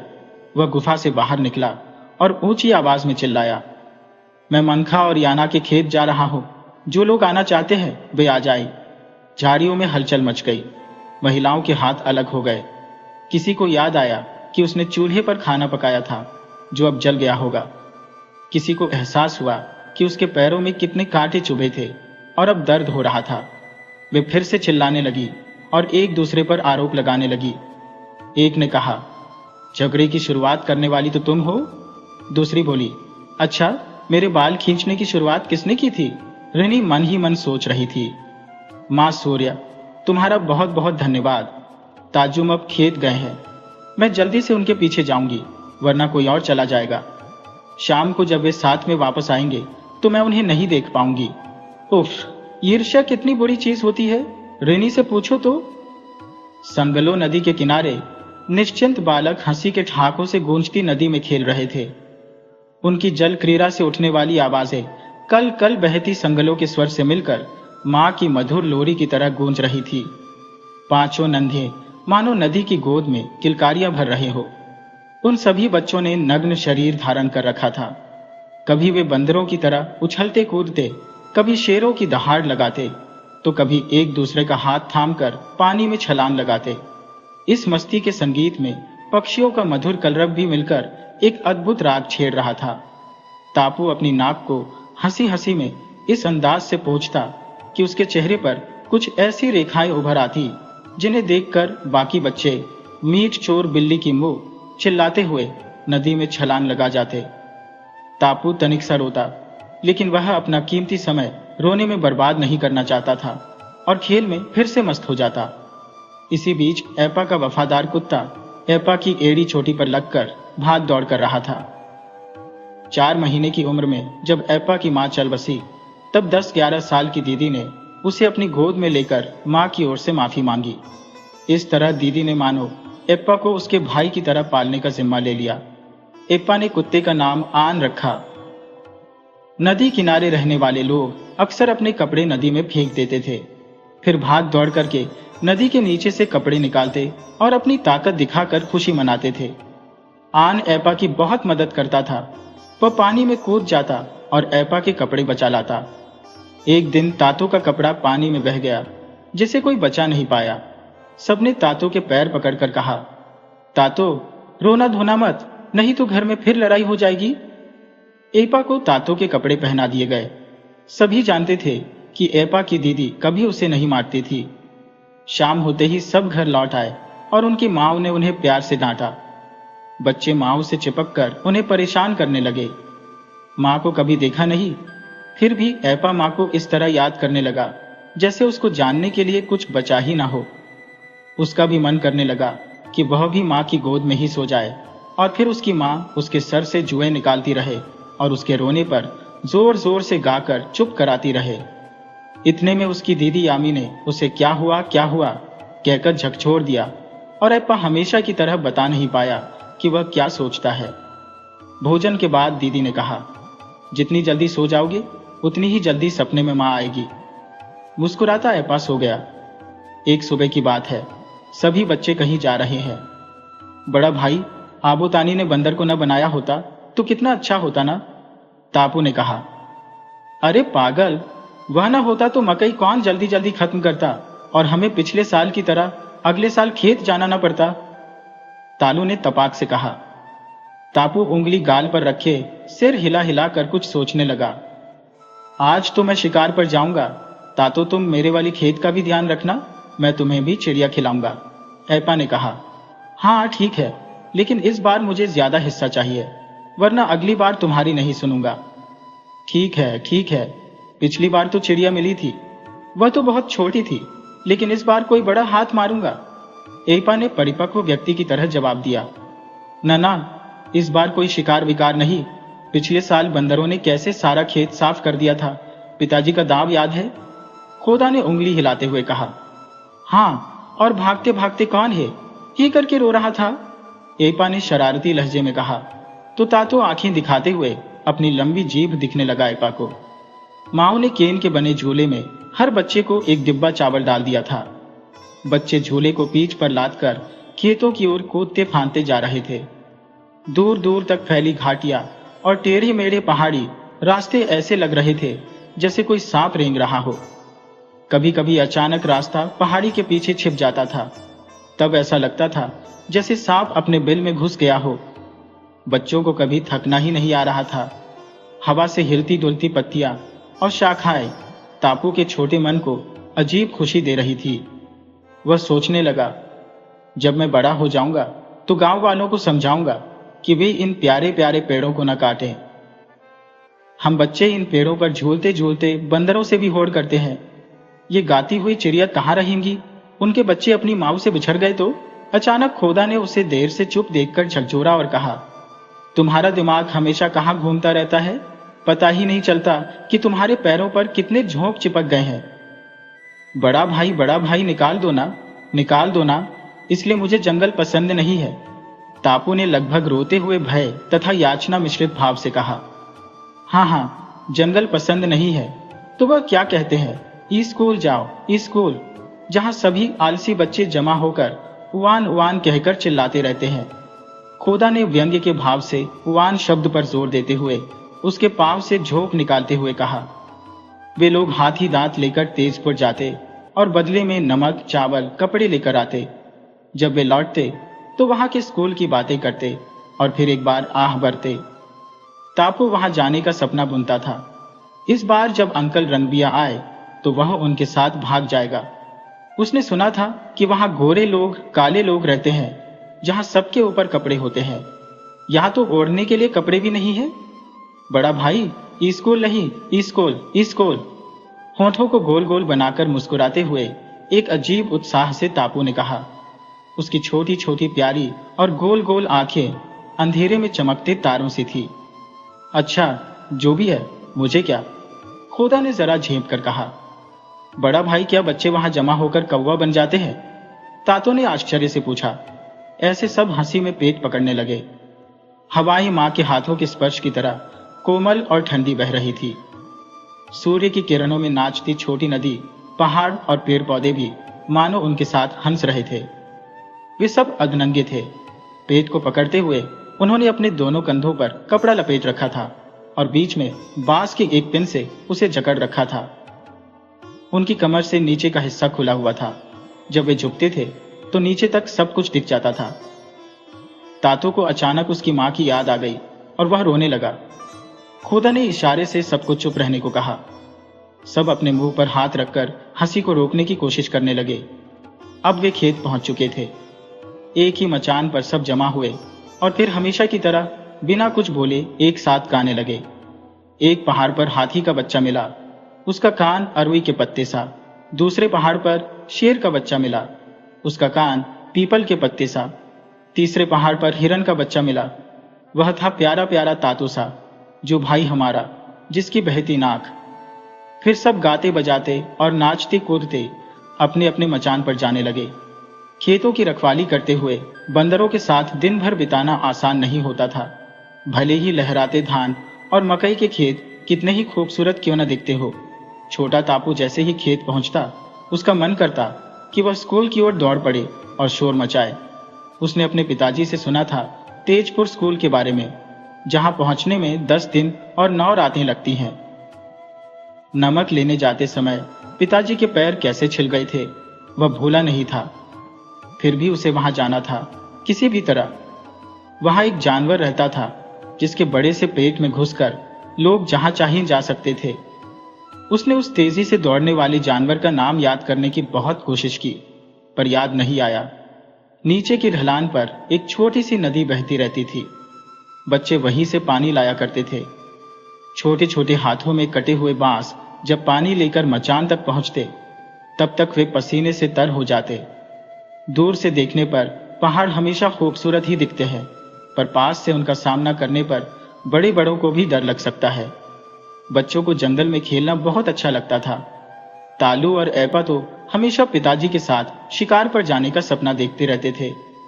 इस वादी में उनकी आवाज गूंजती रहती थी। वहां के कण कण उन्हें पहचानते थे। एक पहाड़ से दूसरे पहाड़ से टकराती उनकी मधुर संगीत सी आवाज हवा से भी ईर्ष्या कराती होगी। एक दिना ऐपा बंदरन के पीछे पीछे बोर हो गया। वो लाके लाके हटा के, लेकिन वो बेअदब हर बार पड़ती आ जात रहे। ओ पत्थर फेंके के, ओ पत्थर फेंके, ओ जीभ दिखा के, ओ जीभ दिखा, ओह ने अब ओला न सहल पावल। ओ ही खोद चिल्लात चिल्लात खोदा के मचान पर चढ़ गए। उन्हीं के बीच में खाना फूसी भइल। ओ उत्साहित भइल, तातो दूध बनेल गईल। ओ मैका के गाछ काट के हुक्का बनाइल। तातो बाप जी की तरह ओके मुंह से लगा के जोर से खींचल, फिर आंख बंद करे के धुआं छोड़ल, मानो कि सच में हुक्का पी के मजा ले रहल बाटे। ओ धीरे धीरे आंख खोलल, आ हल्के से दूगो भाई लोग की ओर देखल। तब दोनों के भरोसा भइल कि ई परिपक्व दूध बाढ़। तातो हुक्का लेके पीठ पर 2-4 गो छोट छोट कद्दू रख के तापू व तालू के मचान की ओर चलल गईल। हाँ हाँ, हम तुम्हें दूर से देखकर ही समझ गए थे कि तुम लड़की का रिश्ता लेकर आ रहे हो, तालू ने अपना सीना तान कर कहा। लड़की के बाल कंधे से नीचे तक तो आ गए हैं ना? तापू ने पूछा। हाँ, तभी तो रिश्ता लेकर आया हो। उन्होंने ये कुछ मीर भेजे हैं। तातो ने कद्दू की तरफ उंगली करके कहा। उनके पास हमें देने के लिए काफी मालाई तो है ना? तालू ने कुछ उत्सुकता से पूछा। हाँ हाँ, उनके पास तो बहुत सारी मालाएं, थाली माज है जो नेम नेपा से लाए थे। अच्छा, कितने मिथुन लगेंगे? तापू ने पूछा। वह तो आप लोग लड़की वालों से मिलकर ही तय करो, मैं तो उनका दूत हूं। तातो ने गंभीरता से जवाब दिया। लड़की का दाम भी तो अलग से लगेगा? तालू ने दोनों हाथों को फैलाकर लापरवाही से कहा। वे कुछ देर लेटकर सुस्ताए, फिर उनके अनुसार अब सुबह हो चुकी थी, सो तातो चल दिया उन्हें आने का न्योता देकर। रास्ते भर तातो सोचता जा रहा था, बाराती आएंगे तो दूध का हिस्सा कम से कम 1 मिथुन तो जरूर होगा, उससे कम लूंगा भी नहीं। अब तापू और तालू ने मीच के रूप में कद्दू को झोले में डाला, पीपल के पत्ते को पंखा बनाया, मुंह में मकई की डंडी से बना हुक्का, ककड़ी के ऊपरी हिस्से में छेद करके रस्सी घुसाई। अब दोनों उसे मिथुन के रूप में घसीटकर पारंपरिक विवाह गीत गाते हुए इधर से उस तरफ वाले मचान पर जा रहे थे। मिथुन तो लड़की खरीदने के लिए है, लड़की उसी की ही तो बहन थी। मिथुन ने ही तो वादा किया था बहन के काम आएगा इस तरह, और बन गई जानवर छोटी बहन को छोड़कर एक दिन वह। हम क्या करें, हम क्या करें? बहन देकर बहन लेनी है हमें। तालू ने गीत छेड़ा और तापू अपने बड़े भाई के पीछे पीछे चल रहा था। कभी रस्सी कहीं फंस जाती तो कभी जोर से खींचने पर कटकर बाहर आ जाती। तापू परेशान होकर तालू की तरफ देखता तो तालू अपने हाथ से इशारा करता, मानो कह रहा हो, मिथुन को ले जाते वक्त ऐसी मुश्किलें तो होती ही है। इधर खोदा और ऐपा भी तैयार थे। उनका गाना सुनते सुनते लगता था जैसे वो नजदीक ही हो। इधर तातो ने अपनी नाक को बार बार साफ करना शुरू कर दिया था। अब वो मांस चोरी करने वाली बिल्ली की मूंछ वाले इंसान से भी ज्यादा अजीब लग रहा था। उसकी नाक से लेकर उसके कानों तक लकीरें खींच गई थी। साथ ही उसका हाथ जिससे वो बार बार अपनी नाक साफ कर रहा था, वो भी देखने लायक था। जैसे ही तापू और तालू मचान के नीचे पहुंचे, उन्होंने दोबारा जोर जोर से गाना शुरू कर दिया। जंगली मुर्गी को दाना चुगना किसने सिखाया? पिता तानी की माँ का नाम क्या था? एक बहन मिथुन कैसे बन गई? क्या तुम्हारे घर में वह दम है जो हमारे लाए सामानों का बोझ सह सके? अरे अरे बेशर्म, डरपोक, घर में जाकर तो पूछ। ऊपर से जवाब आया। पानी के कुछ छींटे तापू और तालू के सर पर पड़े। खोदा और ऐपा जानते थे कि ये कोई टोना टोटका करके आए हैं, कहीं वे अपना होश खोकर ज्यादा मालाई न दे दे उन्हें। बाराती का कोई भरोसा नहीं। सो उन्होंने कुछ बुदबुदाया और पानी बारातियों पर फेंक दिया। अब बाराती घर में प्रवेश कर सकते थे। कहाँ के बानों से सूत ओढ़े ककोड़ियां लटकी हुई थी। ऊपर ऊंचे पर ऊंचे कद्दू ही कद्दू झूल रहे थे। कटी बांस की टोकरियां मकई के पौधे से पट्टी हुई थी। जली हुई मकई बड़े स्वाद से खाई जा रही थी। और अब विवाह के प्रस्तावों की बात चल रही थी। दुल्हन का मूल्य 3 मिथुन तय हुआ और बाकी भेंटों का दाम 10 मिथुन, जो वे लड़की को ले जाने के समय उसके साथ ही लेंगे। अब वह घास के फूस के बने मचान के नीचे से पत्थर का एक टुकड़ा उठा लाया और कहा, ये हमारे आदि पिता तानी के जमाने का माज है, जो 4 मिथुन के बराबर मूल्य का है। एपा मुस्कुराते हुए कोने में रखे कपड़े के पीछे से एक भुट्टा लेकर आई। उसके लंबे सुनहरे बाल हवा में लहरा रहे थे। उस पर जंगली फूलों की मालाएं सजी हुई थी। उसने भुट्टे को प्यार से उनके हाथों में दिया और बोली, ये हमारी प्यारी बेटी है, देखो हमने इसे कितनी सारी मालाएं पहनाई है, क्या यह सुंदर नहीं है? बगल में बैठा बुढ़िया टुकुर टुकुर देखता रहा, बिना कुछ बोले। विदाई का पल आ गया और रोना धोना शुरू हो गया। अचानक बुढ़िया जोर जोर से चिल्लाया, अरे अरे, बंदरों ने क्या किया है? देखो देखो। सबके दिल धड़क गए। वे इतने मग्न थे कि उन्हें कुछ पता ही नहीं चला था। बंदरों ने पूरे खेत को उजाड़ दिया था। बंदर चीख चीख कर उनके भाग्य पर हंस रहे थे। अब उन सब की खैर नहीं थी। किसी के मुंह से एक शब्द भी नहीं निकला। चेहरे हवा में उड़ रहे थे। वे सभी बंदरों से कम नहीं लग रहे थे। जल्दबाजी में बंदर ने दुल्हन को 2 टुकड़ों में काट दिया। एक टुकड़ा तापू को दिया और खुद दूसरा खा गया। बुढ़िया ने पूजा शुरू कर दी। माता सूर्य, तू हमें बचाना, तू सबकी प्यारी माता है, सबकी तू दोस्त है सच्ची। डर लगता है, हाँ सच्ची, पिताजी के तेज धार वाले, चमचमाते लहराते दांव से। अंधेरी रात में जब घर लौटने का समय आ गया तो लोगों के पांव मानो जड़ हो गए। वे चुपचाप चल रहे थे, सिवाय तातो के, जो फूट फूट कर रो रहा था। है। उसकी रोने की आवाज किसी को सुनाई नहीं दे रही थी। हर कोई बचने की किसी न किसी तरकीब के बारे में सोच रहा था, लेकिन क्या वे बच पाएंगे? हमें तो ऐसा नहीं लगता। वो काला दिन अब बीत चुका था और आज का दिन कितना सुहाना था। माता पिता घर पर थे और उनकी मौजूदगी से बच्चों की दुनिया फिर से सज गई थी। हर पल कुछ न कुछ खाने को मिलता रहता था और भले ही कैसी भी मुसीबत हो, वे खेलना नहीं भूलते थे। खासकर ऐपा, चुपचाप रहना उसके लिए तो नामुमकिन था। उनकी दुनिया फिर से हंसी खुशी से भर गई थी। ये घाटी हमेशा उनकी शरारतों से गूंजती रहती थी। इसी पीपल के पेड़ ने हवाओं के साथ मिलकर उन्हें अपनी मीठी छाप दी थी। बच्चों के रोने, चिल्लाने और हंसने की आवाज सुनकर ताजम हमेशा बिना दांत दिखाए मुस्कुराता रहता था। तातो, तातो, तू आगे आगे रेंग कर जा और देख, वह लोमड़ी है या हिरण? हम तेरे पीछे पीछे आ रहे हैं। एपा ने बाएं हाथ से पीछे आ रहे तालू को आगे ना आने का इशारा करते हुए धीमी आवाज में कहा। तातो धीरे धीरे झाड़ियों के भीतर रेंगता हुआ जा रहा था। उसके पीछे पीछे एपा का कुत्ता कूं कूं करता चल रहा था। वह झाड़ी सबको बचाया करती थी, परंतु आज न जाने कौन कहां से एक मरा सड़ा हुआ कुत्ता इधर ही फेंक गया है। हो, लोमड़ी है या हिरण? मर गई, कहता हुआ तातो पीछे मुड़ा। कुत्ता ऐपा और तालू को रौंदता हुआ बाहर भागा। पीछे झाड़ी में ऐपा और तालू पेट पकड़ पकड़ कर हंस रहे थे। धान कूटती तातो की मां वहीं से चिल्लाई, ऐपा और तालू का काम है मेरे भोले बच्चों को सताना। आ बाहर आ, मैं बताती हूं तुम्हें, वह लोमड़ी है या हिरण? जल्दी निकल बदमाश। गुस्से में वह लाल हो गई। उसने जोर जोर से छाती पीट पीट कर कूदना शुरू कर दिया। सब बाहर दौड़कर आ चुकी थी तब तक। आज गांव में धरती पूजन हुआ था, सो कोई भी गांव वाला खेत पर नहीं गया था। धान कूट कर रखना या कल कूटने के लिए आज सुखा कर रखना सबको जरूरी लग रहा था। गांव के हर घर में से धान कूटने की आवाजें आ रही थी। पूजा का दूसरा दिन सबके लिए फुर्सत का हुआ करता है। गांव के बड़े बुजुर्ग बच्चों को आबूतानी की, अनाथों की कहानियां सुना रहे थे। नाक पोंछ पोंछ कर तो कोई दादा के पांव में सर रखकर तो कोई लेटे लेटे सुन रहा था।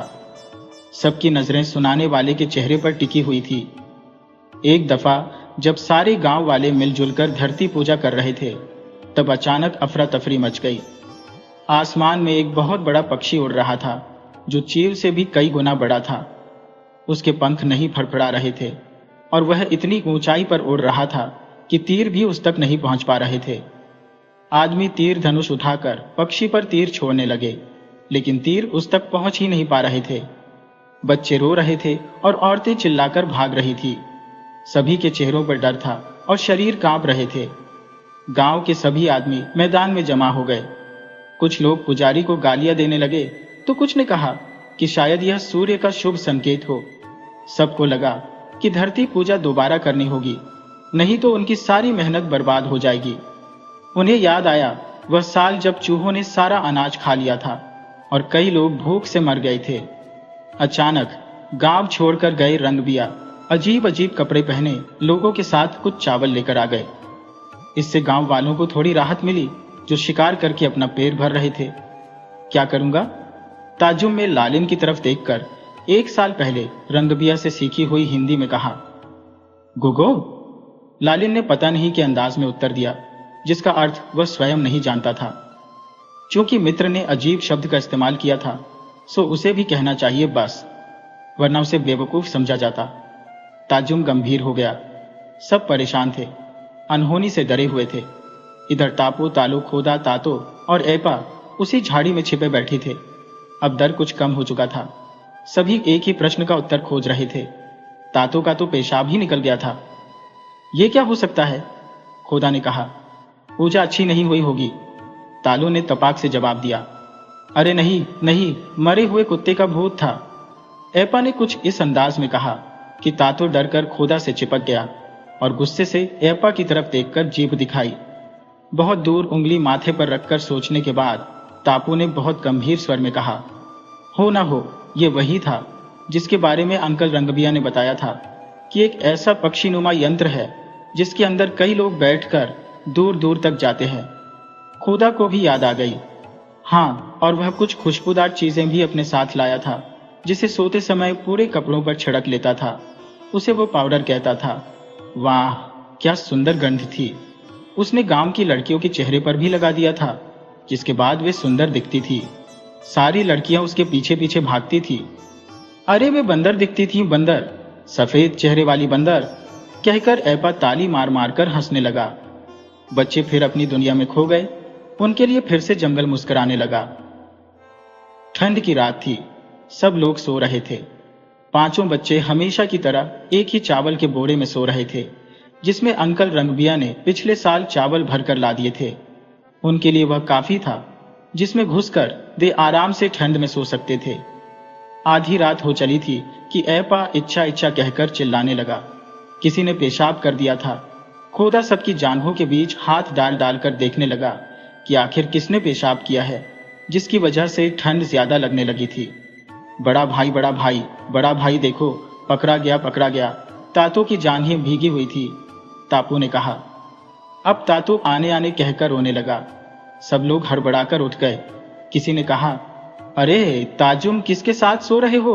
देखते भी नहीं कि इन बच्चों को क्या हुआ है? बड़बड़ाती मां से आग जलाने की कोशिश करने लगी। चारों ओर अंधेरा फैला हुआ था। सारे पालतू पशु भी सो चुके थे।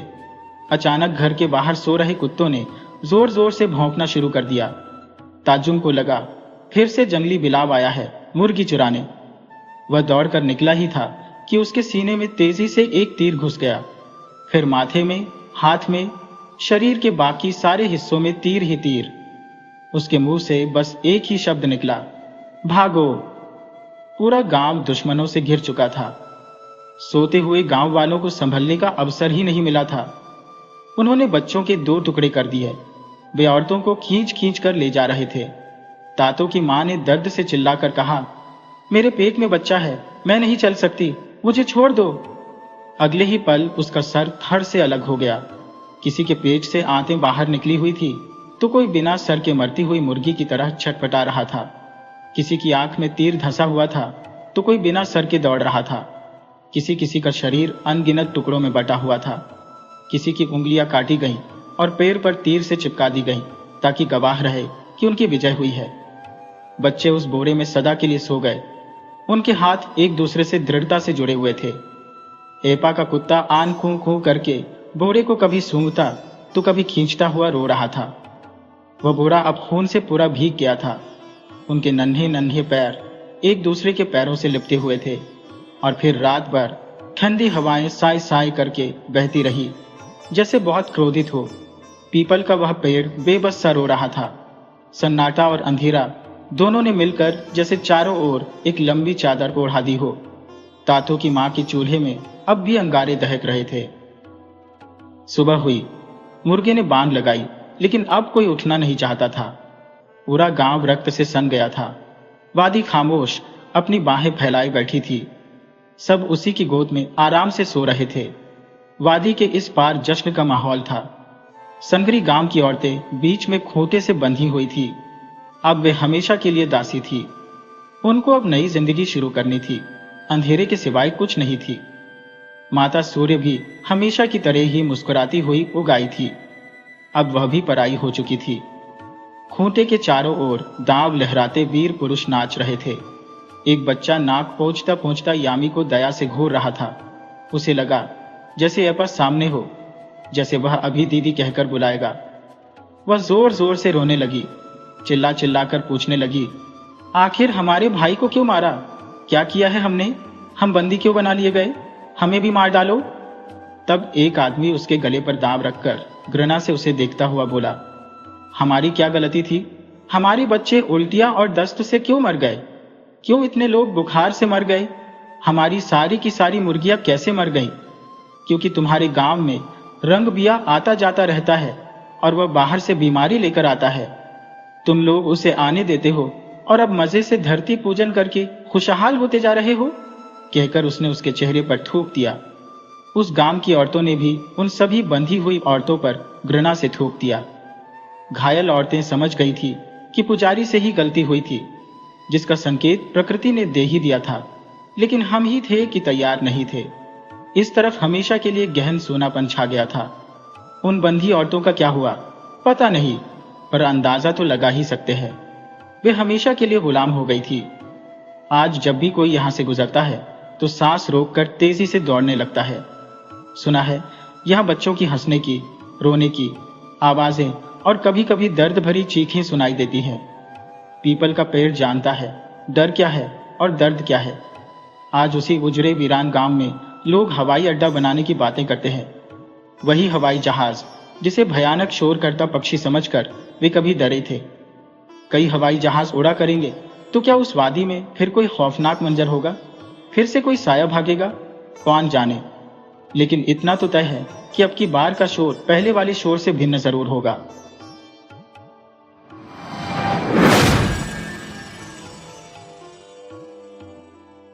वीडियो अच्छी लगी हो तो इसे लाइक करें और ऐसी ही मज़ेदार कहानियों के लिए चैनल को सब्सक्राइब करें और बेल आइकन दबाएं। ज़्यादा से ज़्यादा अपने दोस्तों को शेयर करें। धन्यवाद।